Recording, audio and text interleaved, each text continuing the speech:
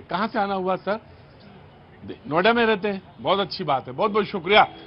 वो जो हमारे मेहमान, आज उनसे भी आपका तारुफ कराएंगे, परिचय कराएंगे। किसी ने मुझसे पूछा कि आज का शो क्या होगा, किस पर होगी बात।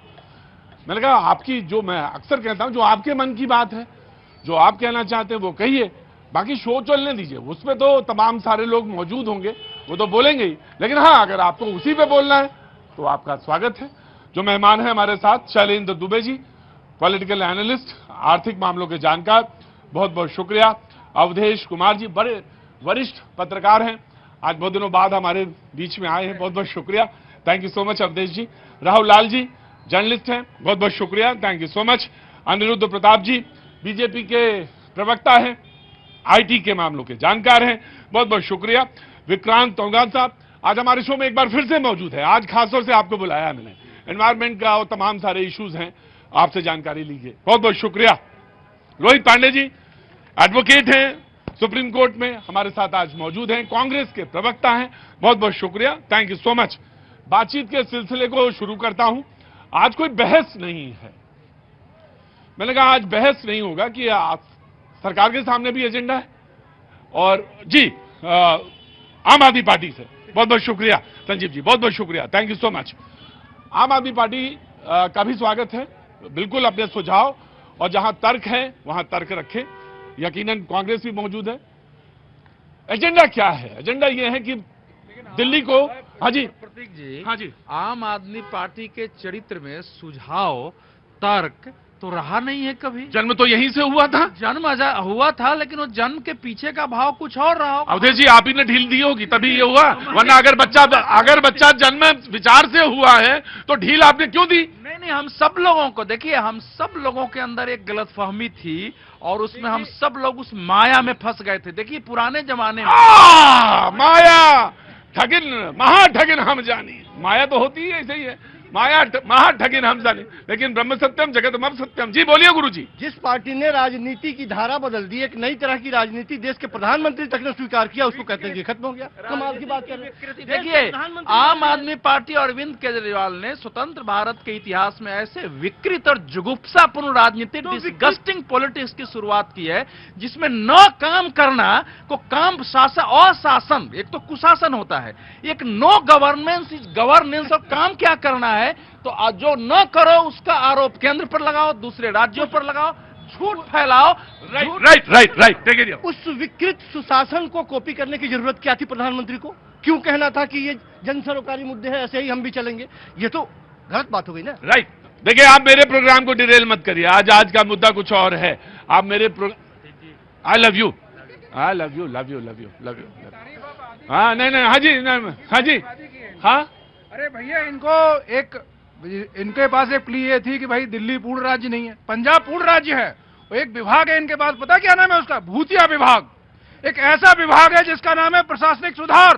भाई 20 महीने से अधिक समय हो गया, न कोई एक उसमें स्टाफ है, न कोई जो एक बैठक हुई है। मैंने आज उसको भी देखा, आपकी जो आपने जिधर इशारा किया, प्रशासनिक सुधार होना बहुत जरूरी है। कांग्रेस ने आज इस बात को रखा भी है वहां पे पंजाब में। लेकिन मैं बात का सिलसिला जहां से जोड़ना चाह रहा था वो ये कि ये बहस तो रोज होती है, ये बातचीत तो रोज होती है और होती रहेगी। ये पैनल है, ये डिस्कशन है, ये होगा, रोज होगा। लेकिन दिल्ली को बेहतर बनाने के लिए आपके पास कोई सुझाव है, आपके पास कोई बातचीत है, तो उस पर बातचीत हो, तब तो बात बनेगी। जैसे मिसाल के तौर पे अगर मैं कहूं कि 5 बड़े मुद्दे बताइए, 5 बड़े मुद्दों में यमुना भी गिना देंगे आप, एयर क्वालिटी, पर्यावरण को लेकर भी एक मुद्दा गिनाएंगे आप ये भी कहेंगे कि पब्लिक ट्रांसपोर्ट का भी सही होना चाहिए, सड़कें दुरुस्त होनी चाहिए, स्वास्थ्य सेवाएं दुरुस्त होनी चाहिए। आप ये कह रहे हैं कि दिल्ली पे आबादी का दबाव है, तो दिल्ली एनसीआर को लेकर खासतौर से, और वो जो राज्य हैं, कैपिटल्स हैं, उनमें क्या कुछ हो सकता है जिससे दबाव कम हो। बहुत सारे मुद्दे हैं, एक एक करके लेते हैं। सबसे पहले पानी का मुद्दा आने वाला है, और मुझे बड़ी हैरानी है कि पानी पे अभी चर्चा नहीं, हालांकि यमुना पे चर्चा जब होती है तो पानी अपने आप उसमें इंक्लूडेड होता है, जो 60 से 65 से 70% पानी जो है वहां से, लेकिन यमुना की सफाई का एक मुद्दा है उसमें।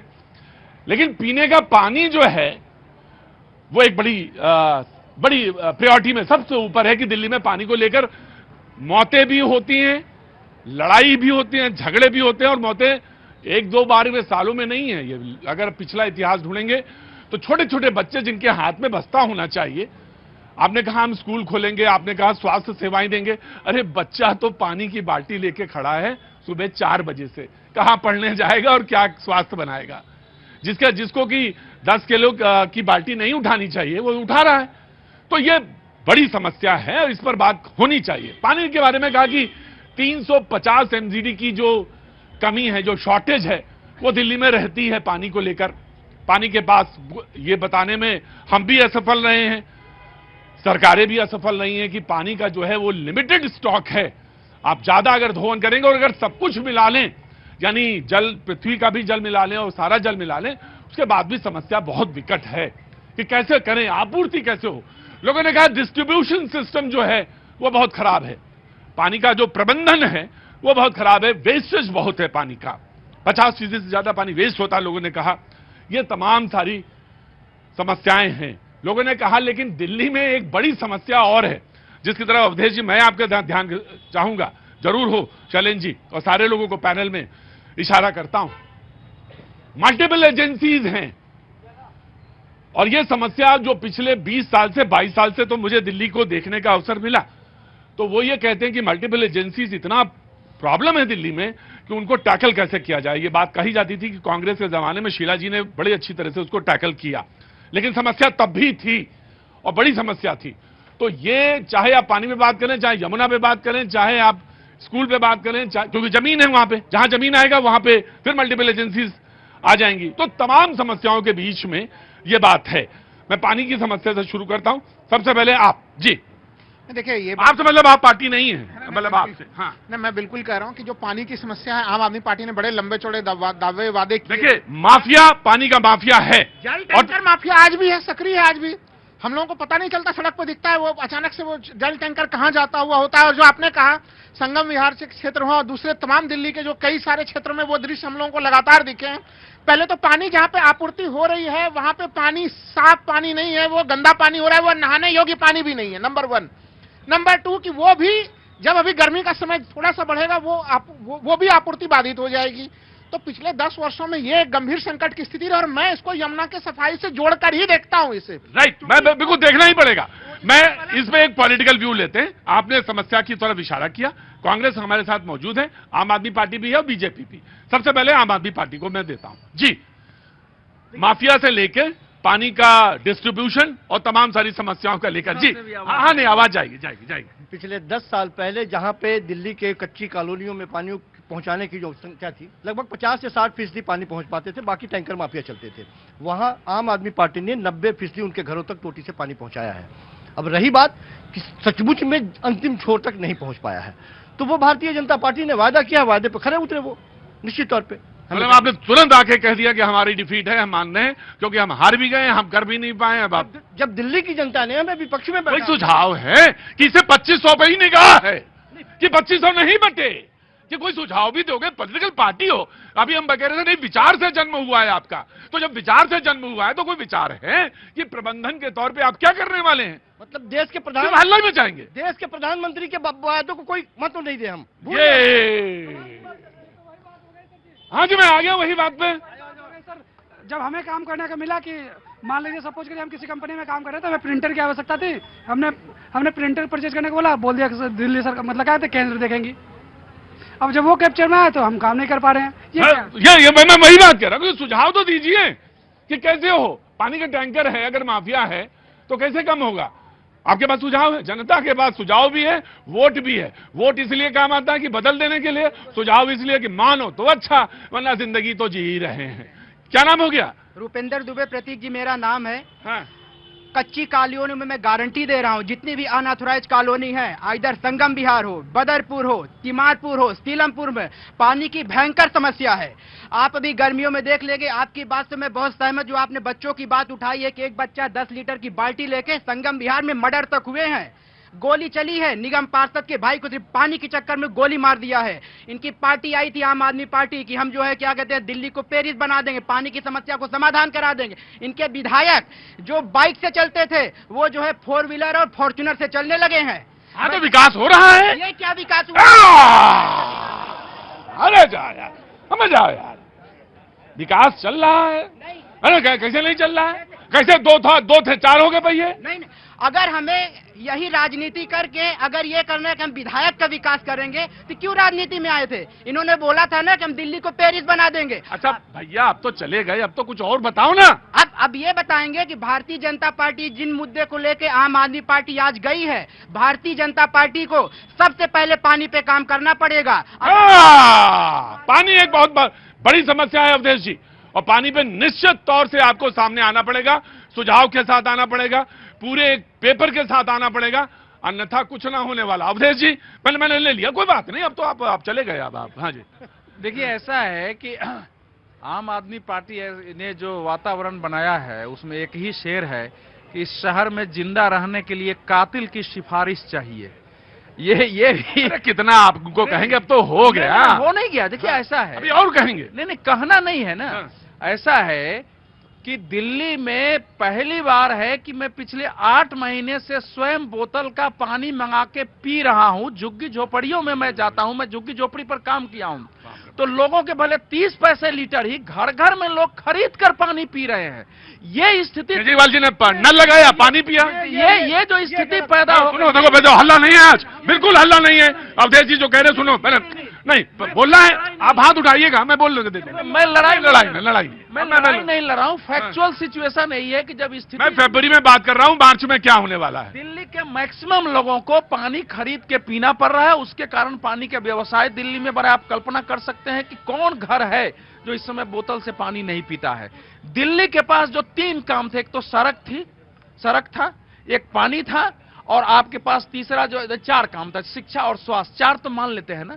सड़कों की हालत यह हो गई है कि हम लोग बिहार के हैं, जब बिहार की सड़कें लालू जी के राज में गड्ढे में बदल गई। आप स्वयं में पत्रकार हैं, मुझे ये बताइए कि 50 मीटर दिल्ली का कोई सड़क बता दीजिए जो बिना गड्ढे के आप गाड़ी चला सकते हो। पूरी दिल्ली की मैं बात कर रहा हूं। मैं मानता हूं आपकी बात। इसके कारण पॉल्यूशन पर असर है। अगर आप कह रहे समस्या है, अगर वो गाड़ी रुकेगी, ट्रैफिक जाम होगा, तो पॉल्यूशन बढ़ेगा कि नहीं बढ़ेगा? मैं बिल्कुल आ रहा हूं। पानी पे आपने इस समय देखिए, पानी क्या है कि दिल्ली को पानी के लिए अलग अलग राज्यों पर निर्भर रहना पड़ता है। हमारी आबादी बड़ी है, लेकिन फिर भी दिल्ली को पानी उपलब्ध है। कोई राज्य ऐसा नहीं है कि पानी देने के लिए तैयार नहीं है, लेकिन अब बात करके उसकी व्यवस्था करना, पानी की जो आप, अरे सुनिए ना, 10 सालों में दिल्ली में जो पानी की आपूर्ति के जो वो पाइप बने हुए, एक पाइप की मरम्मत नहीं हुई है, जोड़ के वो गंदगी पानी लोगों को जा रही है, उससे लोग बीमार पड़ रहे हैं।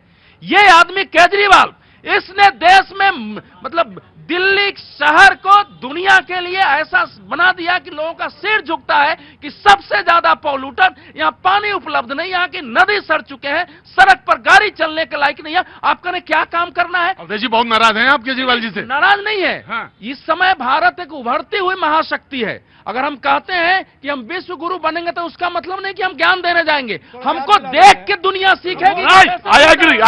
I agree. कांग्रेस सुझाव, पॉलिटिकल सुझाव ले रहे हैं, फिर उसके बाद फिर मैं आता हूं बहस पर। शैलेंद्र जी तो बताएंगे, एक्सपर्ट हैं। देखिए, पानी का जो संकट आप बता रहे हैं, ये बहुत बड़ी बात है दिल्ली के लिए।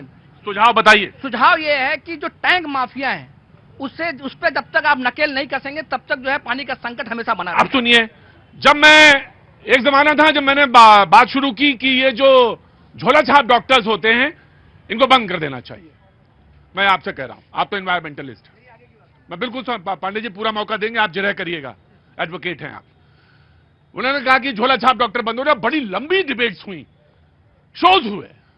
एक सज्जन उठे, बोले प्रतीक जी, अगर ये झोला छाप डॉक्टर्स भी बंद कर देंगे तो वो कम से कम वो जो दवाइयां मिलती है ना झुग्गी झोपड़ियों में, वो बंद हो जाएंगी। इसलिए कृपया करके इस आंदोलन को, इसको बंद ना करवाइए, कम से कम दवा तो मिल जाती है। मैं आपको बात कर रहा हूं। अब सवाल ये आया कि जो टैंकर्स आते हैं वो पानी पीने का तो सुविधा दे देते हैं, पानी पीने का तो मिल जाता है, लेकिन ये कोई व्यवस्था नहीं हुई कि अगर आपकी सरकार नहीं काम कर रही है तो माफिया ले आइए, वो माफिया चला। अरे तो फिर हमने वोट काहे डाला था आपको? मैंने चुना क्यों आपको था? इसी व्यवस्था के लिए चुना था कि आप व्यवस्था बदल के देंगे हमें, तो इसलिए यह तर्क कटता है।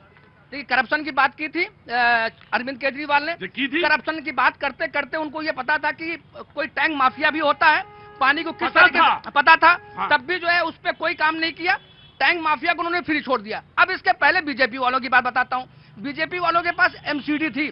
एमसीडी वालों का बहुत बड़ा रोल होता है, कि टैंक माफिया कौन कौन थे और किसको करप्शन में इन्वॉल्व कौन कौन लोग थे, किसको उनको पकड़वाना है, कि इनको ये बात उजागर करनी है कि कितने लोग हैं। देखिए नहीं, दिल्ली जल बोर्ड की बात नहीं, एमसीडी का एक बहुत बड़ा रोल होता है कि वो हर चीज को उजागर करेगा, तब इन्होंने कोई कदम नहीं उठाया। बीजेपी वाले ये नहीं कह सकते कि आप आम आदमी पार्टी सरकार चला रही है तो आम आदमी पार्टी जिम्मेदार होगी। अब बीजेपी के सामने बहुत बड़ा एक चुनौती है।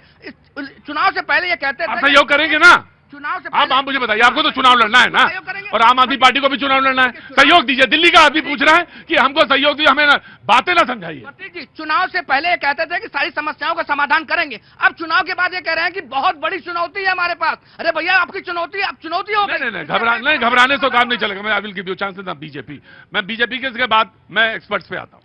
देखिए, आम आदमी पार्टी आपदा की सरकार ऐसी थी, गवर्नमेंट विद नो गवर्नेंस, क्योंकि उनको करप्शन केवल करना था, चाहे पंजाब में चाहे दिल्ली के अंदर हो।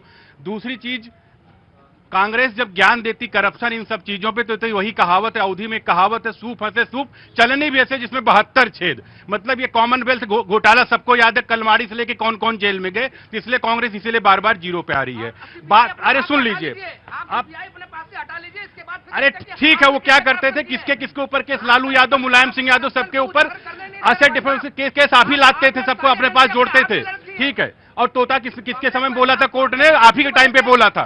चलिए, एक दूसरी चीज ये आता है कि चुनाव किस पे हुआ, यहां पे जल पे चुनाव हुआ, यमुना की सफाई पे चुनाव हुआ, यहां शिक्षा पे चुनाव हुआ, स्वास्थ्य पे चुनाव हुआ। दिल्ली 22 किलोमीटर रेडियस की 1.5 करोड़ वोटर है यहां पे, सबसे लिटरेट वोटर यहां पे दिल्ली के अंदर, अर्बन स्टेट है। यहां पे सबसे ज्यादा मूल सुविधा क्या चाहिए, पानी, साफ पानी से अरविंद केजरीवाल की सरकार ने नल और नाली का पानी एक कर दिया था। भारतीय जनता पार्टी सबसे पहले, मोदी जी का जो कमिटमेंट है, जो गारंटी है, हर घर नल से जल पहुंचाएंगे, वाटर डिस्ट्रीब्यूशन नेटवर्क बिल्कुल अच्छा करेंगे, लीकेज फ्री करेंगे, करप्शन फ्री करेंगे। उसके बाद आता है मैं पूछूंगा जरूर आपसे एक बात, कोई टाइम बाउंड रखा है कि, क्योंकि हाँ मुझे मालूम, तुम्हारे आम आदमी पार्टी का सवाल ही तो पूछ रहा हूं, कांग्रेस वाले, मैं बहुत अच्छा सवाल पूछा, कोई टाइम बाउंडेशन आप बताइए मुझे। 24 तारीख से सत्र शुरू होगा, 24 तारीख को विधायक सारे शपथ लेंगे, 25 तारीख को इन्होंने जो सीएजी रिपोर्ट, जो रेवेन्यू लॉस करके बैठा हुआ था दारू घोटाले में आपदा दे,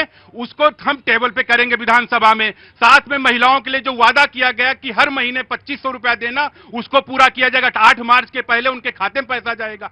आयुष्मान योजना को लागू कर दिया गया, जो इन्होंने 5 लाख रुपए स्वास्थ्य के लिए इन्होंने नहीं लागू करने दिया था क्योंकि मोदी जी की फोटो लगती, अरे अपनी फोटो लगा लेते केजरीवाल साहब। साथ में वाटर डिस्ट्रीब्यूशन नेटवर्क के लिए, सीवेज ट्रीटमेंट प्लांट बनाने के लिए 4000 एमएलडी का सीवेज ट्रीटमेंट प्लांट, उसके लिए डीपीआर बनना शुरू हो जाएगा। यमुना की सफाई लोग देख रहे हैं। मैं यमुना पे आ गया।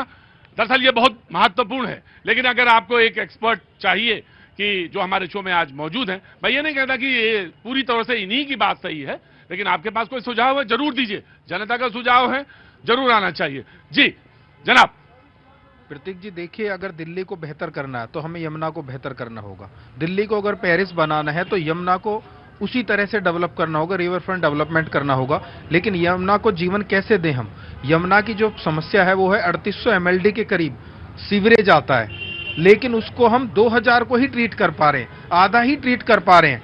अगर हम पूरा पानी ट्रीट करके यमुना में डालें तो 50 से 60% प्रॉब्लम सॉल्व हो जाएगी। लेकिन पिछले 10-12 सालों में इस पर उस गति में काम नहीं हुआ। इस वजह से जीवनदायिनी नदी खुद जीवन मांग रही है हमसे।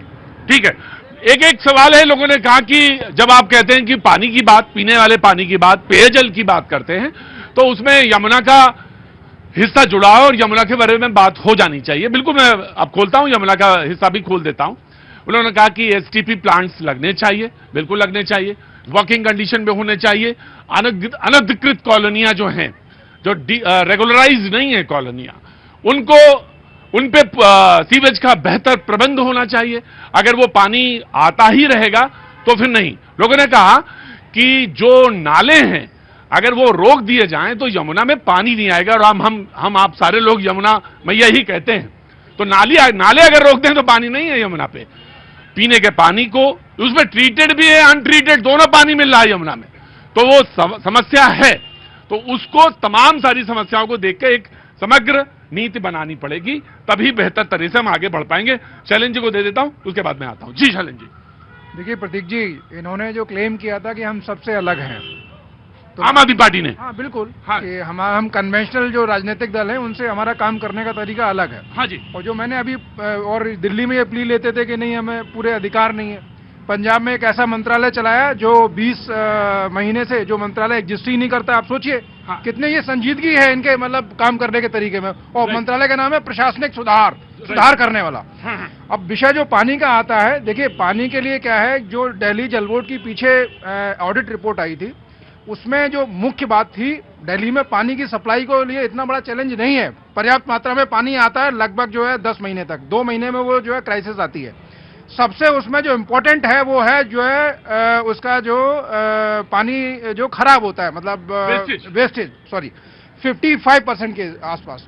तो अगर मान लीजिए वो उसमें क्या करना है, उसमें आपको माइक्रो मैनेजमेंट करते हुए ये इंश्योर करना है कि वेस्टेज पे आप कंट्रोल करिए। क्योंकि पानी तो कई राज्य दे रहे हैं ना, उत्तर प्रदेश दे रहा है आपको, जो हिमाचल से भी मिल रहा है, अन्य राज्यों से सबसे मिल रहा है। जो वो ओवर दी नाइट तो जो इतनी आवश्यकता भी नहीं है।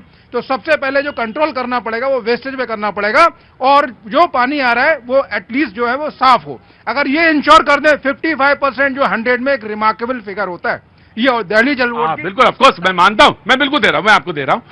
देखिए भाई, एक चीज तो बहुत उनके हिस्से की है, एक हिस्से बात अपने हिस्से की है। पानी का जो सोर्स है वो लिमिटेड है। कई ऐसे शहर दुनिया में हैं अभी, और पिछले 10 सालों में नहीं, पिछले 5 सालों की बात बता रहा हूं आपसे, जो वीरान हो गए। बड़े बड़े शहर, चाहे वो अफ्रीका की बात करें और चाहे एशिया की बात करें, कई ऐसे देश हैं जो वीरान हो गए, जहां पर रहने के लिए नहीं, क्योंकि वहां पानी खत्म हो गया। ये बात मैं फरवरी में इसलिए कर रहा हूं क्योंकि बात ये तमाम, मैं बिल्कुल आ रहा हूं। अगर मैं मई जून में बात कर रहा हूं तो हमसे लोग पूछ सकते हैं कि आपने फरवरी में ये बात क्यों नहीं की थी। और मैं बात फरवरी में इसलिए भी कर रहा हूं क्योंकि सरकार अभी बनी है और हमको दिल्ली में मालूम है वाटर क्राइसिस क्या है, और इस पर सोचना पड़ेगा। कहां रहते हैं आप सब? आपसे पूछ रहा हूं, कहां रहते हैं आप? ग्रेटर नोएडा। ग्रेटर नोएडा में रहते हैं।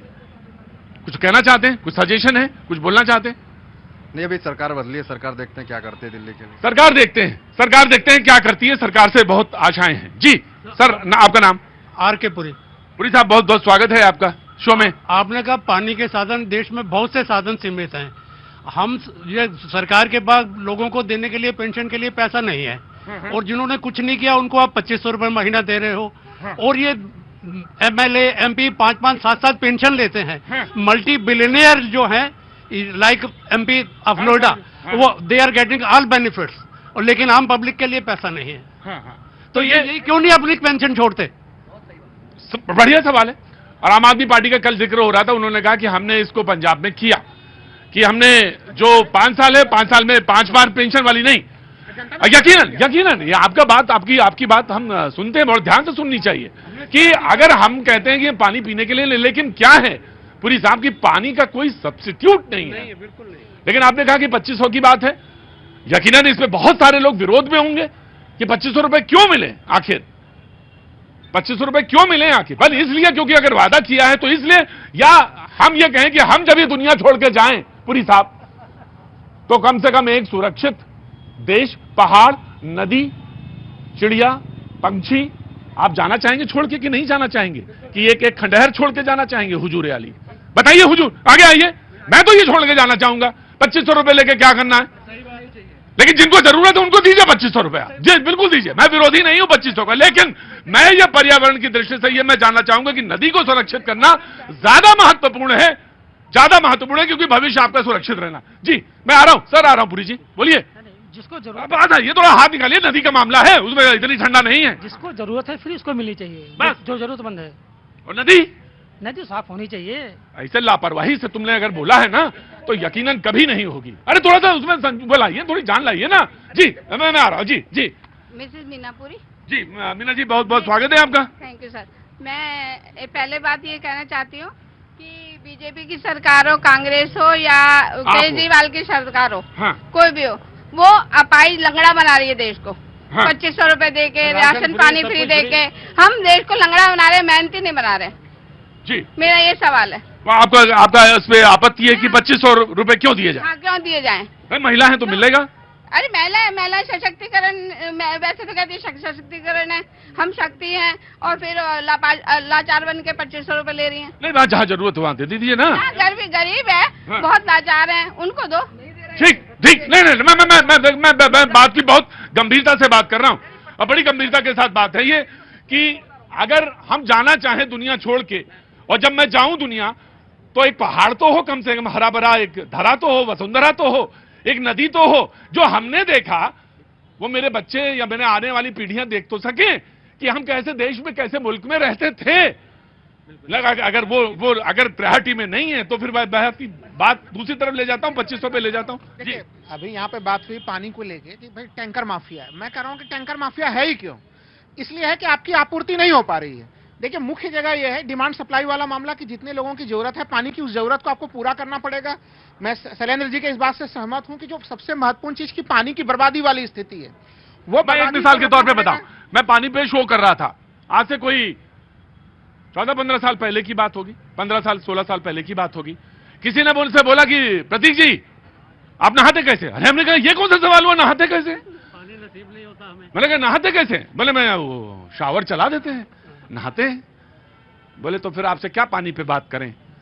हम जिस जगह पे रह रहे हैं, जिन क्राइसिस पे रह रहे हैं, वो समय आ गया है सर, वो क्राइसिस पे हैं। बोले शावर से जगह अगर प्रतीक जी वो बकेट से नहाना शुरू करें, माफी चाहूंगा, बकेट से नहाना शुरू करें तो बेहतर हो सकता है। और हम कितना पानी बचा सकते हैं इसको बारे में सोचा जा सकता है। बिल्कुल, कई लीटर पानी हम रोजाना बचा सकते हैं अपना लाइफस्टाइल अगर हम बेहतर करें। लाइफस्टाइल से बदल दें तो उससे बचा सकते हैं।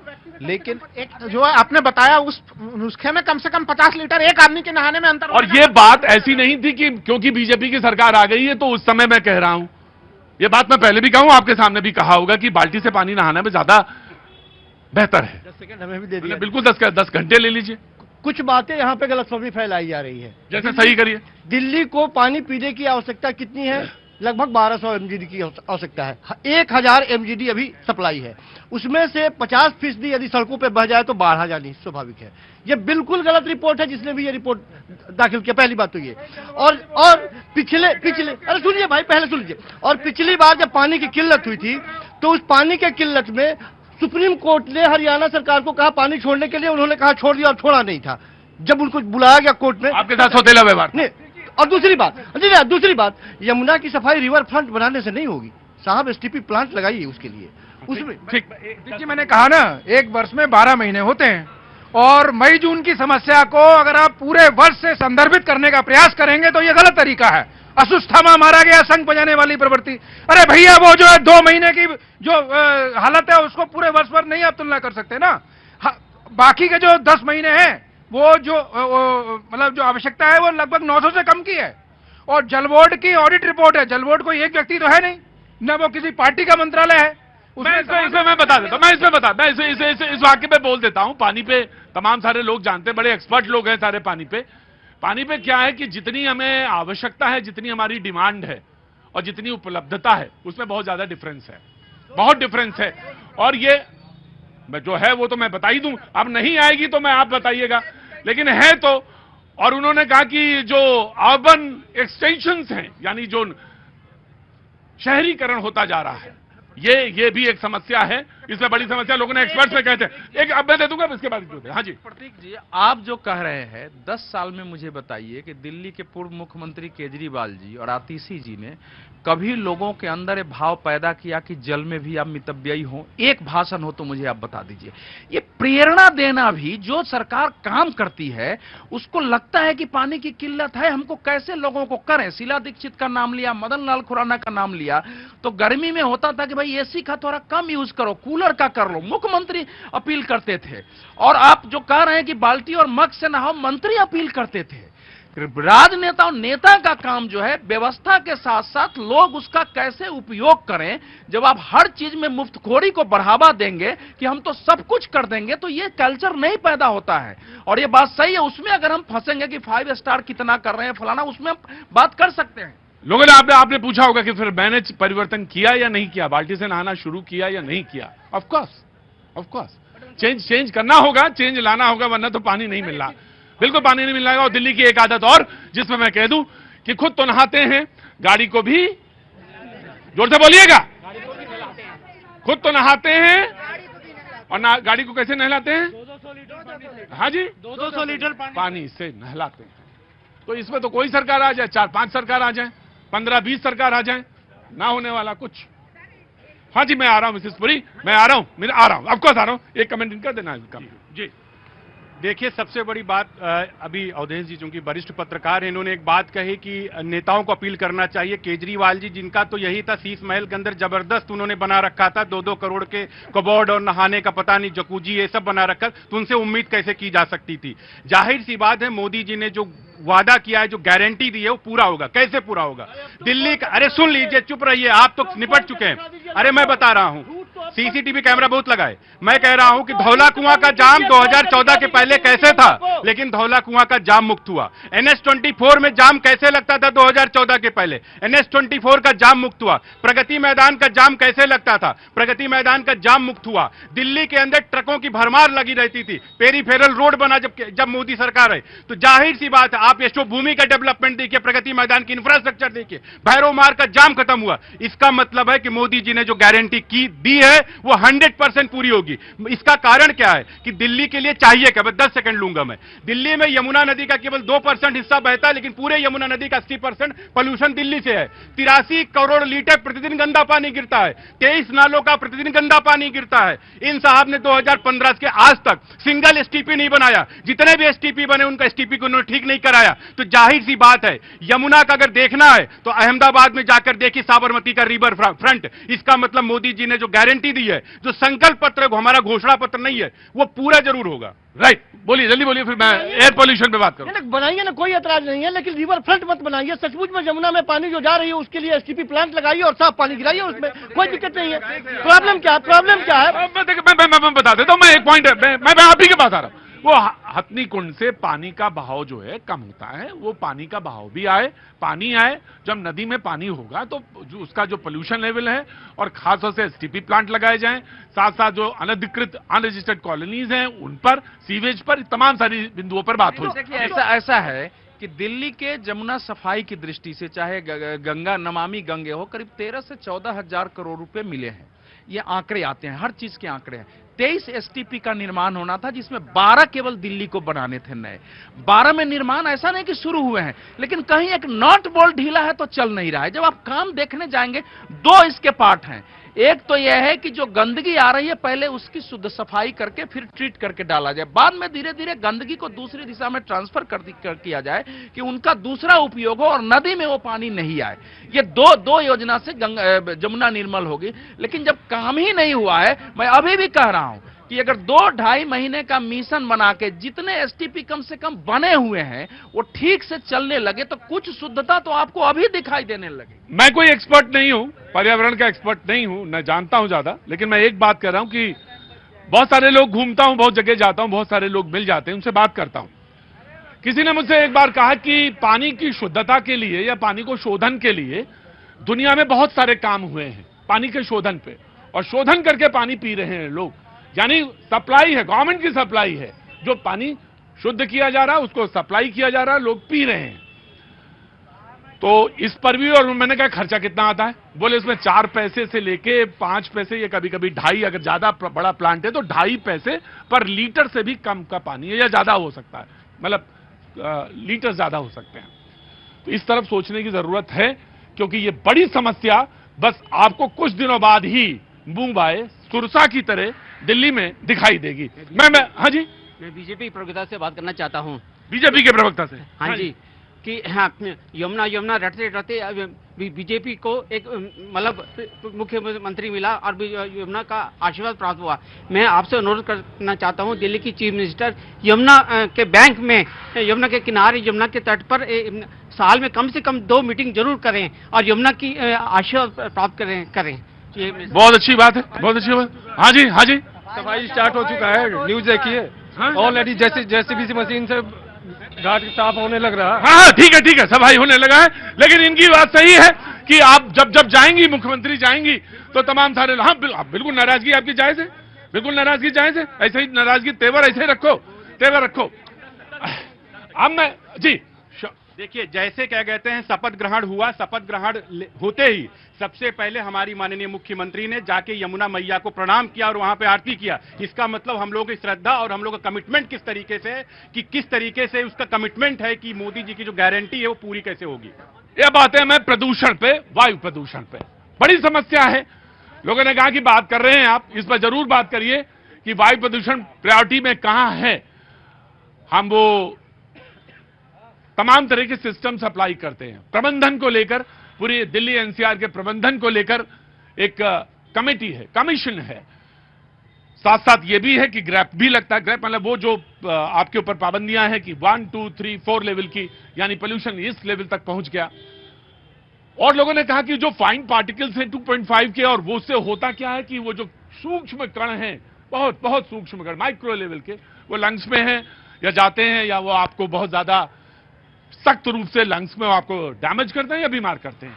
इसको लेकर तमाम सारे वादे थे आम आदमी पार्टी के भी, और उन्होंने इस पे कितना खरे उतरे, कितनी बड़ी जरूरत दिल्ली के लिए, यह भी एक अहमियत के साथ है। मैं बार बार आपसे कह रहा हूं कि मैं 2500 रुपए का विरोधी नहीं हूं। 2500 वाली बात अपने जगह रहेगी। हाँ, हमें क्या लेना, हम क्या स्त्री हैं क्या? हाँ, ये बात सच है कि अरे भाई, मैं महिला नहीं हूं, लेकिन बात ये सच है कि महिला मेरे अंदर रहती है, ये मैंने कह दिया जी। मैं उन महिलाओं को भी नहीं मिलेगा जो उन लोगों को मिलेगा जो गरीबी रेखा के नीचे है, उनको नहीं मिलेगा। ये कहते हैं कि गरीबी रेखा के नीचे। आपको चाहिए 250 रुपए, आपको मिलेगा। अरे इनको काहे मिलेगा रोहित जी? नहीं, मैं वायु प्रदूषण जी प्रतीक जी देखिए, मैं आ रहा हूँ, रोहित भैया आ रहा।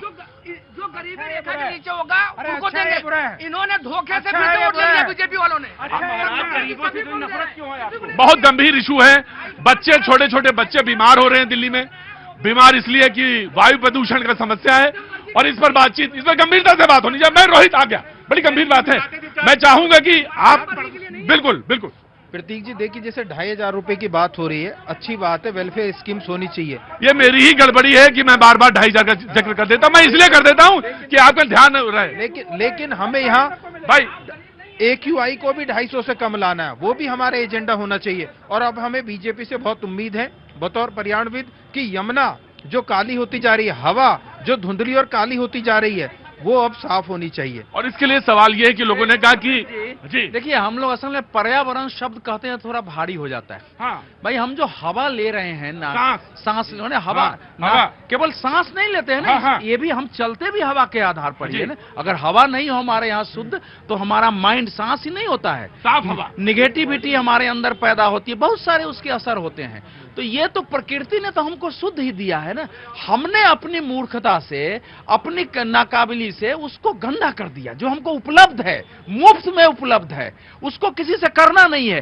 तो कैसे वो मुफ्त में जो उपलब्ध है उस रूप में रहे, उस पर छोटे से बात। देखिए, दिल्ली में पॉल्यूशन का जो एक तो हमने कहा ट्रैफिक जाम है, वो आप देखिए उसको। दूसरा तो एक तो बाहर के जो स्टेट हैं उनसे भी हमारी समस्या दिल्ली की बढ़ती है।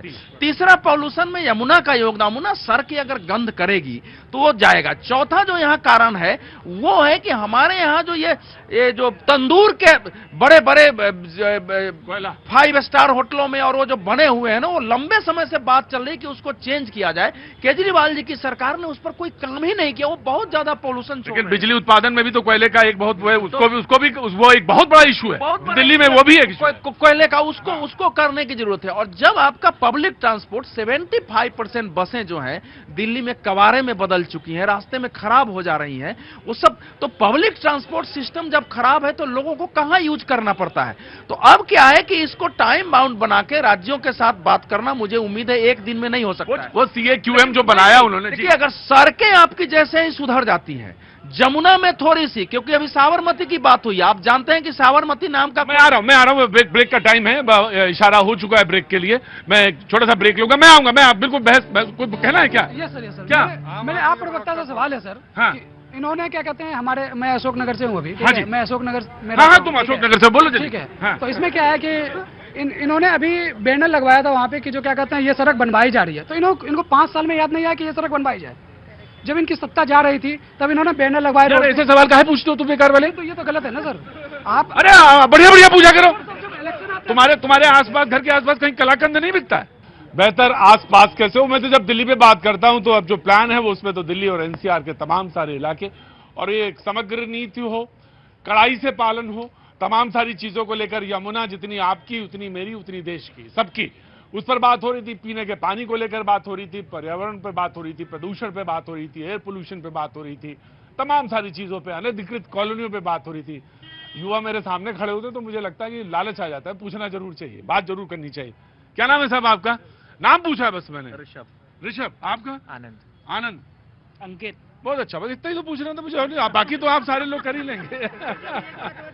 हाँ मैं आया आपके पास आऊंगा, मैं मंडे को आ जाऊंगा, मैं कोई दूर का। नमस्ते, कहाँ से आना हुआ आपका? यहीं से मिलना? यहीं पास वाली बिल्डिंग। बहुत अच्छा, बहुत तो वहां से देख लेती हैं आप, बिल्डिंग से नहीं दिखाई दे रहा था। दिखाई भी नहीं दे रहा था, सुनाई भी नहीं दे रहा। बहुत अच्छी बात है, बहुत बहुत बढ़िया, शुक्रिया बात। और मैं एक कमेंट बीजेपी से लेना चाहूंगा बेहतर दिल्ली के सपने को लेकर, आई विल कम हियर। बिल्कुल वाइफ पे आ जाऊंगा।